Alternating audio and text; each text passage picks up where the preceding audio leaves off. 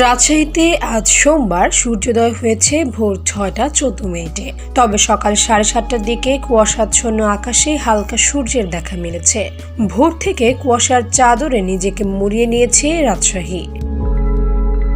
রাজশাহীর আবহাওয়া অফিস জানায়, এদিন সকাল 6টায় সর্বনিম্ন তাপমাত্রা 22.2 ডিগ্রি সেলসিয়াস। এই সময় বাতাসের আর্দ্রতা ছিল 97%।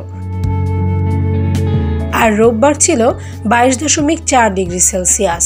গেল বৃহস্পতিবার থেকে শনিবার পর্যন্ত রাজশাহীতে কয়েক দফা বৃষ্টিপাত হয়েছে।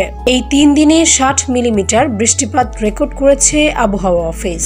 এই বৃষ্টির সঙ্গে বয়েছিল বাতাসও। বৃষ্টিপাত থেমে যাওয়ার পরে কুয়াশার সঙ্গে শীত অনুভব করছে রাজশাহীবাসী।